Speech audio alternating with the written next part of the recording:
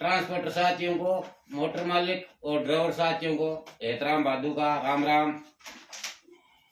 ये है मुख्यमंत्री ज्ञापन, अपने राजस्थान के मुख्यमंत्री को ज्ञापन देना है, जो देंगे मार्च के अंदर देंगे।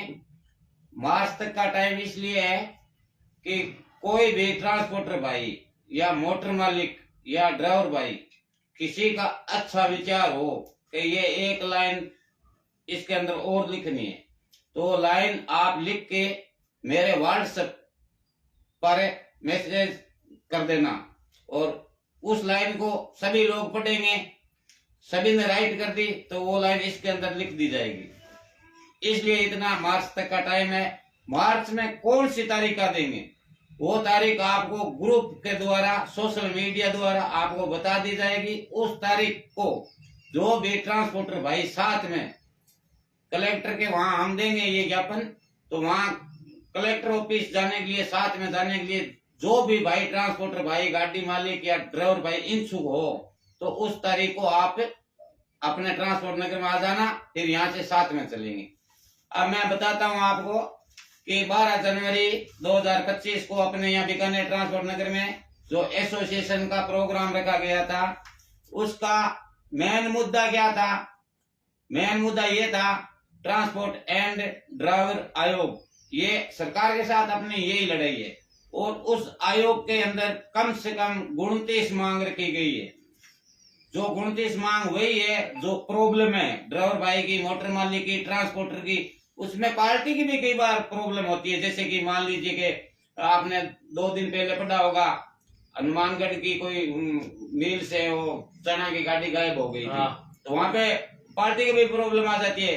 वहां पर 3 लोगों की प्रॉब्लम आती है, पार्टी के, ब्रोकर के और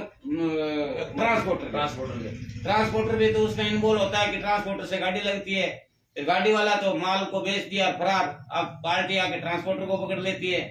तो प्रॉब्लम है सबकी होती है।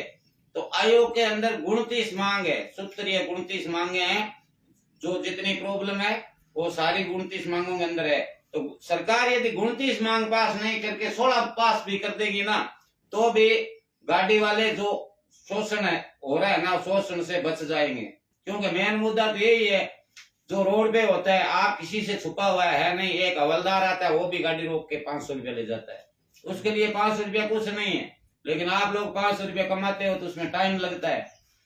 टायर नहीं डाल सकते, सैलरी नहीं दे सकते, EMI गाड़ी किस्त नहीं भर सकते टाइम से, लेकिन उसको वहां पे देना पड़ता है। एक छोटी सी बात बता दूं, संगठन में शक्ति होती है, एकता में शक्ति होती है।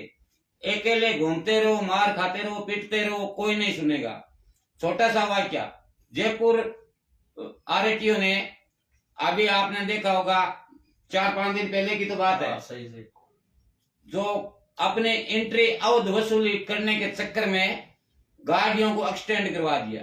आगे वाली गाड़ी के आगे खुद की गाड़ी लगा दी छोटी, वो गाड़ी रुकी तो उसके पीछे वाली गाड़ी उसके अंदर जाके गिर गई, तो पीछे वाले ड्राइवर का दोनों पैर टूट गया। उस ड्राइवर का कोई सोशल मीडिया न्यूज पे आपने नाम सुना है क्या? ड्राइवर का पैर टूट गया, उसका क्या सरकार क्या देगी, मुआवजा देगी, क्या देगी? कोई किसी ने सुना है? नहीं सुना। लेकिन वहां पे गुस्साई पब्लिक ने 2-4 थप्पड़ इंस्पेक्टर के लगा दिया, तो ऊपर तक सुनाई हो गई। और बड़े बड़े न्यूज चैनल वाले न्यूज में निकाल दिया, अधिकारी थे, वर्दी के अंदर थे, पब्लिक को मारने का थोड़ी काम है, उनको गिरफ्तार करना चाहिए। ये इंस्पेक्टर अपना काम कर रहा था, इंस्पेक्टर अपना काम कर रहा था, लेकिन लीगल तरीके से नहीं, अनलीगल तरीके से कर रहा था। उनको हम ये नहीं बोलते गाड़ी चेक मत करो, कागज चेक मत करो, ये नहीं बोलते हम उनको बोलते आप चेक करो, लेकिन रोड पर बैरिकेड लगा के चेक करो। सही बात। ये कौन सा तरीका है? गाड़ी के आगे पीछे भागे, तुरंत ब्रेक मार दिया, पीछे वाली गाड़ी एक्सीडेंट हो गई, गाड़ी एक्सीडेंट हुई, वो गाड़ी छोटी गाड़ी लेके भाग गया। उस टाइम कोई अधिकारी, कोई मीडिया वाला नहीं सुनता है, और जब उसके 4 थप्पड़ पड़ा सिर्फ, तो ऊपर तक आवाज चली गई। बड़े बड़े news channel, national news channel पे खबरें आने चालू हो गई, उनको गिरफ्तार करो। उसमें कुछ लोगों को गिरफ्तार भी किया है, आप लोगों ने न्यूज पढ़ा होगा, सोशल मीडिया पे देखा होगा। लेकिन जिन लोगों को गिरफ्तार किया है उनके बारे में कोई ड्राइवर भाई, मोटर मालिक या कोई ट्रांसपोर्टर जाके खड़ा हुआ वहां पे, तो इनको कैसे गिरफ्तार किया? और जो जिस ड्राइवर का पैर टूट गया उसके बारे में किसी ने आवाज नहीं उठाई, तो ये नहीं एकता होने का कारण है। इसलिए आपको कह रहे हैं सभी भाई एकता से रहो, एक हो जाओ, एसोसिएशन से जुड़ जाओ।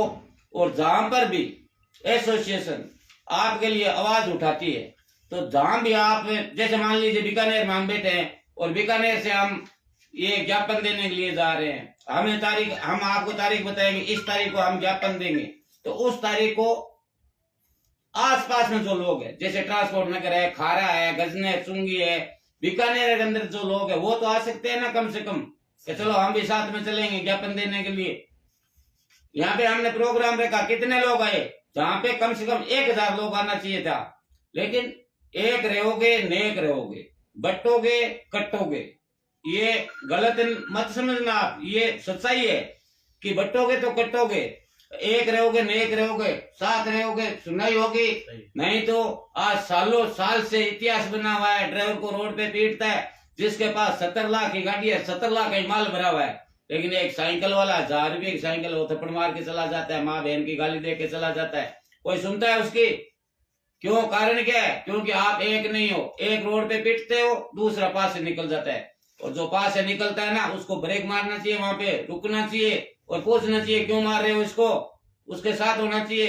एकता दिखाओगे तो सुनाई होगी, नहीं तो सुनाई होने वाली है नहीं।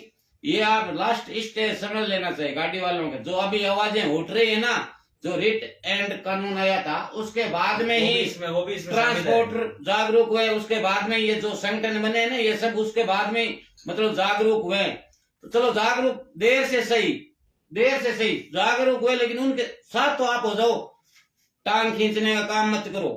कोई आदमी आपकी आवाज उठाता है, आगे होता है, तो उनका साथ दो, यानी कि उसकी टांग मत खींचो, कम से कम साथ नहीं दे सकते तो टांग तो मत खींचो। ये विचार है मेरा, इसलिए मैं कहता हूँ कि साथ में रहो, संगठन से जुड़कर रहो। कोई आपकी प्रॉब्लम आए ना तो आप बिना सोचे समझे कम से कम कॉल करके बताओ, फोन करो, ग्रुप के अंदर रिकॉर्डिंग डाल दो कि मैं यहाँ पे खड़ा हूँ, मेरे साथ ये शोषण हो रहा है। सोनीपत में पुलिस वालों ने हनुमानगढ़ के ड्राइवर कुलदीप को पीटा था, लेकिन उसकी सुनाई नहीं हुई।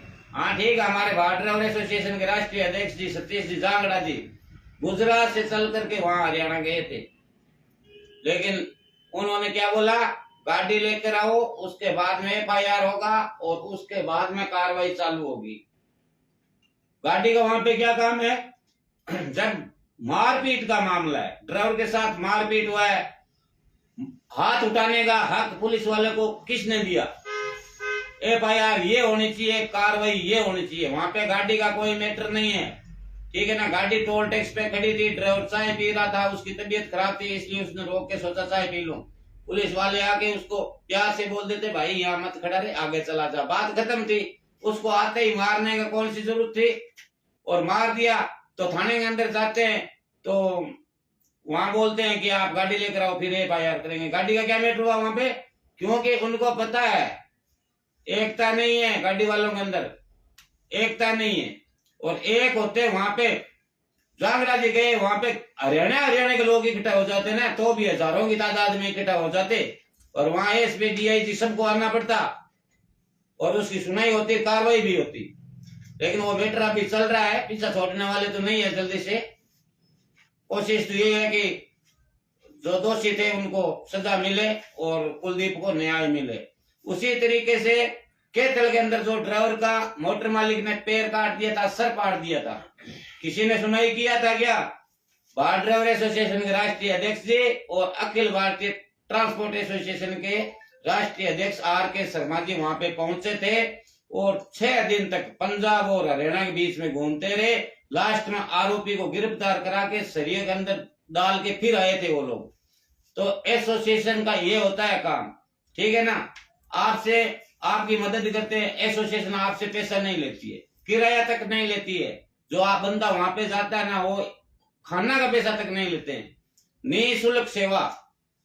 फिर भी कई लोग ग्रुप में डाल जोड़ते हैं तो ग्रुप से निकल जाते हैं। बताइए ग्रुप के अंदर क्या वजन मिलता है उनको, है? उनकी सोच देखो, अपनी सोच को बदलो और एक हो जाओ।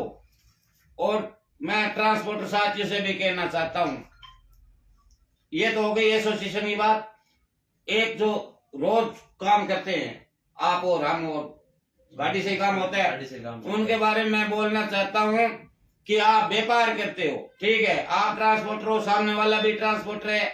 एक बार आपके पास गाड़ी नहीं है, दूसरे से गाड़ी ले रहे हो, ठीक है, गाड़ी लेनी कोई बुरी बात नहीं है, गाड़ी ले, लेकिन आप जिससे को गाड़ी ले रहे हो या दे रहे हो तो बिल्टी उसी की होनी चाहिए, और आपको विश्वास है उस बंदे पे, तो ये व्यापार करो, वरना मत करो, वरना मत करो। क्योंकि बाद में केस आता है तो बिल्टी किसी की निकलती है, गाड़ी का मालिक कोई भी निकलता है, बीच में पैसा डलाने वाला कोई तीसरा निकल जाता है, तो उसका केस बनाए तो भी कैसे बनाए, केस बनता है बिल और बिल्टी पे, ठीक है ना। और बिल और बिल्टी उसका होता ही नहीं है तो केस कैसे बनेगा। और जिसका बिल और बिल्टी होता है उसका ड्राइवर खुद बोलता है इसे तो मैंने गाड़ी नहीं लगाया। तो ये सोच रखो। और कुछ ट्रांसपोर्टर, मैं सबको नहीं बोलता हूं, कुछ 1-2% ट्रांसपोर्टर ऐसे है जो किराया गाड़ी का खुद के अकाउंट में डला के जय श्री राम फोन बंद, ये काम मत करो। गाड़ी वालों को तो ऐसी स्थिति खराब है। और गाड़ी वालों को भी बोलता हूं कि 5-4 रुपये के चक्कर में कहीं फंसो मत। पहले देख लो कि एक ट्रांसपोर्ट आपको 40 दे रहा है, दूसरा 43 बोल रहा है, कारण क्या है बोलने का।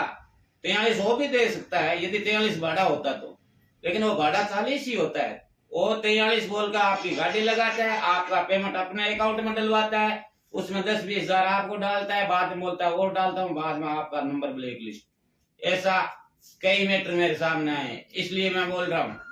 और अभी भी मैटर है मेरे पास, कोई पूछना चाहे तो यहाँ जाना ऑफिस में, मैं बता दूंगा। तो 2-4-5 रुपए के चक्कर में नहीं आए, अच्छा ट्रांसपोर्टर दे के गाड़ी लगाए। और ट्रांसपोर्टर साथी भी गाड़ी, पहली बात तो जान पहचान की गाड़ी नहीं हो तो लगाओ मत। यदि लगाते हो तो उस गाड़ी की पूरी चेक करो, कागज चेक करो, गाड़ी सही है या नहीं है। क्योंकि ऐसा भी फ्रॉड हुआ है, पीछे वो एक इंडी भर के गया था गुजरात की, इतना शातिर ड्राइवर था, फैक्ट्री वाले को ट्रांसपोर्टर को महसूस ही नहीं होने दिया। जो गाड़ी पे नंबर लिखा था, जो कागज दिया था, सब डुप्लीकेट था, और उसने माल अभी तक नहीं पहुंचाया। तो आज के युग में काम करना मामूली बात नहीं है, चाहे वो काम ट्रांसपोर्टर का हो, चाहे वो गाड़ी का हो, चाहे व्यापार का हो, चाहे पान की दुकान का भी हो। सोच समझ के काम करना चाहिए। और पहले सोच लोगे फायदा में रहोगे, बाद में सोचोगे नुकसान में रहोगे। एक ट्रांसपोर्टर साथियों से बोलना चाहता हूं कि आप किसी पार्टी की गाड़ी लगाते हो, जैसे आपका भाड़ा लाख रुपए है और पार्टी ने बोल दिया बिल्टी बना दो 50,000 की, ठीक है, तो पीछे जो 50,000 रहता है ना, तो आप पार्टी को साफ बोलो 50,000 रुपया अभी दे दो हमारे को। बिल्टी आप 50 की बना रहे हो ना, तो 50 यहीं पे दे दो जहां पे गाड़ी लोड हुआ है। या आपके पूरे आत्मविश्वास वाली पार्टी हो तो वो आप पे मैटर देखना। एक कई ट्रांसपोर्टर भाई 2,000 कमीशन के लालच में ऑनलाइन फोन आ जाता है, फलानी जगह से बोलता हूँ भाई साहब गाड़ी चाहिए, तो उनको तुरंत भाड़ा भी बता देते हैं, गाड़ी भी दे देते हैं। उनकी पूरी डाटा नहीं लेता, भाई तू कहाँ बैठा है, तेरी ऑफिस कहाँ है, तुम कौन है, तुम कोई ऐसे आदमी से बात करा जिसको तुम भी जानते हो और मैं भी जानता हूँ, उसके बाद में मैं भाड़ा बताऊंगा, उसके बाद में मैं गाड़ी दूंगा। उस टाइम जल्दीबाजी में गाड़ी दे दी जाती है और बाद में गाड़ी खाली भी हो जाती है, भाड़ा भी नहीं मिलता है, लफड़ा हो जाता है। तो इतनी जल्दी भी ना करे, 4 गाड़ी लगाओ वहां पे 2 लगाओ, लेकिन लगाओ ईमानदारी की अच्छी। और गाड़ी वालों को भी मैं यही बोलता हूँ, ये किस्त विस्त ऐसे ही आज तक भरती आई है, भरती जाएगी, लेकिन जल्दीबाजी में कहीं उल्टा काम गलत जगह मत फंसो। जितना पैसा आप कमाओगे नहीं उतना फंस जाएगा, फिर उस पैसों को पूरा करने के चक्कर के अंदर ही रहोगे, आगे कमाई कब करोगे। तो ये सब जागरूक हो जाओ आप। हम तो देखो ऐसा है, अपना टाइम निकालते हैं, निस्वार्थ निकालते हैं, आपको 2 बात कहते हैं, आपके फायदे के लिए कहते हैं। समझो तो आप इंच है, नहीं समझो तो आप इंच है। लेकिन हम ये चाहते हैं कि हमारा ड्राइवर भाई, मोटर मालिक, चाहे कोई ट्रांसपोर्टर हो, चाहे कोई पार्टी बढ़िया हो, कहीं पे मार नहीं खाए। क्योंकि आज के दिन में जगह जगह पे एक कदम उठाए दूसरा रखे, उससे पहले तो फ्रॉड हो जाता है। तो मेरे कहने का मतलब ये है, फ्रॉड लोगों से बचो। और ये जो ट्रांसपोर्ट एंड ड्राइवर आयोग की आवाज उठाई है एसोसिएशन में, उसमें सब भाई साथ दो। और सरकार आपका आयोग तभी पास करेगी कि सरकार को ये मालूम चल गया कि ट्रांसपोर्ट, मोटर मालिक और ड्राइवर भाई तीनों एक जगह हो गए हैं। क्यों? सरकार को पता है कि ये तीनों एक जगह हो गए तो किसी भी टाइम चक्का जाम, और चक्का जाम यदि 24 घंटा हो गया ना तो ऐसे कई आयोग दे देती है सरकार। सरकार को खुद को पता है कि आज के दिन गाड़ियां कितनी माइनस में जा रही है। सरकार को खुद को मालूम है कोई भी टोल 60 किलोमीटर से पहले नहीं होना चाहिए। जहां पे 30-30 किलोमीटर में टोल आता है ना तो समझ जाना ये टोल बीच वाला फ्रॉड है, एक टोल। सही बात है, ये समझ जाना। ये अपने परिवहन मंत्री साहब ने खुद ने बोला है कि 60 किलोमीटर के अंदर जो टोल है वो तो है सही, और 20-20 किलोमीटर में जो टोल आता है वो फ्रॉड है। आप अपने हिम्मत से लड़ाई लड़ सकते हो, कोई दिक्कत नहीं है उसमें। एक हमेशा ध्यान रखना, रोड पर, टोल पर, कहीं पर आपका शोषण होता है तो तुरंत वीडियो बनाना। आपके पास ये सबूत होना जरूरी है कि हमारे साथ ये शोषण यहाँ पे हुआ है। वीडियो बनाते टाइम आपका कोई मोबाइल नहीं छीन सकता, यदि छीनेगा तो भी वो वीडियो के अंदर आएगा। और जितने आसपास में लोग खड़े होते हैं उनको सबको बोल देना अपना मोबाइल चालू करो और वीडियो बनाओ। किसी के अंदर, किसी के वीडियो के अंदर तो आपका वीडियो रहेगा, किसी के मोबाइल के अंदर तो रहेगा ना। और सबसे पहले आप अपने कनेक्टर को बोलना, और जब कनेक्टर से आपसे यदि कोई आपके साथ शोषण करने वाला छीन रहा है तो इतनी देर में रोड पे पब्लिक हो जाती है, तो पब्लिक को बोल दो वीडियो बनाओ भाई साहब, ये हमारे को मार रहा है, कि हमारे को छीन रहा है, कि हमारे को लूट रहा है। होता है ऐसे काफी। एक जहाँ पे होटलों पे आप गाड़ी खड़ी करते हो, ज्यादातर अपने राजस्थानी गाड़ी क्या करती है कि ये तो राजस्थानी होटल है, आंख बंद करके सो जाते हैं, गाड़ी खड़ी कर देते हैं। लेकिन जब हम सोशल मीडिया पे वीडियो देखते हैं तो हमें पता चलता है कि राजस्थानी होटल 6 गाड़ियों में डीजल गायब। ये कल की बात है, सही बात, कल की बात है। 6 गाड़ियों में 750 लीटर डीजल निकाल लिया गया। और होटल वाला को पूछा गया कि खाने का पैसा लिया? ड्राइवर से बोला हाँ लिया। बोला गाड़ी खड़ा किया, चौकीदारी का पैसा लिया? बोला हाँ लिया। गाड़ियों में से डीजल निकला? बोले टंकी का ताला टूटा हुआ। ताला टूटा हुआ है मतलब चोरी हुआ है, इसका जवाबदारी किसका है? ये तो मैं क्या बताऊं। अरे भाई तू चौकीदारी का पैसा ले रहा है, सब कुछ ड्राइवर से ले रहा है, ड्राइवर के पैसों से तू रोड पे बैठा है, और ड्राइवर की गाड़ी के अंदर तुम्हारे होटल पे डीजल निकल जाता है, तुम्हें पता नहीं है। तो ऐसे होटलों के भी ध्यान रखो कि जहाँ पे आपको लगे ये होटल फ्रॉड है, बंदा फ्रॉड है, तो वहां पे गाड़ी ना रोके। यदि आपको ज्यादा नींद आ रही है तो एक आदमी सो जाओ, एक आदमी गाड़ी की ध्यान रखो। क्योंकि आपकी टंकी 400 लीटर की है, पूरी खाली हो गई 40,000 की हो गई, और 40,000 का मतलब हो गया आपका एक चक्कर पूरा गया, तो आप क्या कमाओगे, कैसे किस्त भरोगे? मैं तो सभी साथियों को ये कहना चाहता हूं कि जागरूक रहो, एक रहो, साथ रहो, और एसोसिएशन से जुड़कर रहो। सभी भाइयों से रिक्वेस्ट है, मार्च में जब हम अपना लेटर देना चाहते हैं, वो लेटर देने जाएंगे तब सभी भाई साथ में चले। और रिक्वेस्ट है सभी से कि सभी भाई साथ देकर हमारे साथ चले, कोई भी मन मुटाव ना रखें। मन मुटाव रखने का टाइम गया, आप अपने विचार रख सकते हो। और आप अपने साथ में क्या है कि अपने भाइयों से जुड़े, तो भी ट्रांसपोर्टर भाई है, चाहे गाड़ी वाले भाई है, आप एकदम सभी भाई साथ में चले। काम करते हो, आपके विचार हमें अच्छे लगे, आपने हमारा दिल जीत लिया। सभी भाइयों से कहना चाहता हूँ कि ये जो बंदे ऐसे आए हैं ना, ये फ्यूचर में ऐसे नहीं आएंगे, इनका फायदा उठाओ।